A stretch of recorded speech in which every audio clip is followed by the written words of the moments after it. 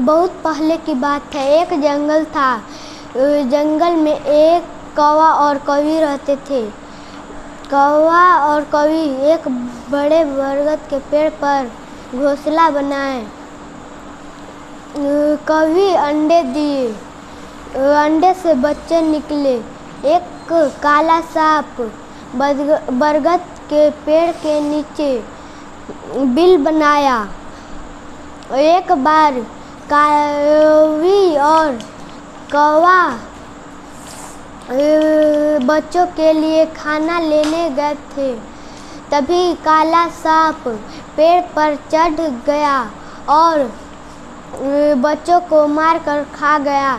जब कौवा और कौवी बच्चों को नहीं पाए तो कौवा और कौवी बहुत रोए। सारे पक्षी और जानवरों से पूछे, लेकिन कोई भी नहीं बताया। कुछ महीने बाद कौवी फिर अंडे दिए। उन लोगों ने तय किया कि अब की से जब कौवा बाहर जाएगा तो कौवी घोंसले में रहेगा, कौवी बाहर जाएगा तो कौवा घोंसले में रहेगा। एक बार कौवा बाहर गया था, कौवी घोंसले में थी। तभी काला सांप पेड़ पर चढ़कर बच्चों को फिर मारकर खा गया। जब कौवा शाम को लौटा तो कौवा बच्चों को नहीं पाया तो बहुत रोआ। फिर कौवी कही, हम यहाँ से कहीं दूर चलते हैं। कौवा कहा, नहीं, हम बहुत सालों से यहाँ रह रहे हैं। हम इस घर को छोड़कर नहीं जा सकते। इस काले सांप को मारने के लिए कुछ उपाय सोचते हैं। लोमड़ी मौसी यहीं पास में रहती है, चलो उनसे मदद मांगते हैं। कौवा और कौवी लोमड़ी मौसी के पास गए।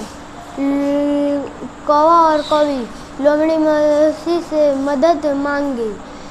लोमड़ी मौसी एक बहुत अच्छी तरकीब कौवा और कौवी से पूछे, बताएं। कौवा सवेरे महल के पास गया। राजकुमारी नदी में नहाने गई थी। नदी में नहाने से पहले अपने गहने उतार दिए। उसमें से एक मोती का हार कौवी उठा ली और उड़ गई। वो कौवा जोर से काँव काँव करता चल गया और कौवी सांप के बिल में हार को गिरा दिया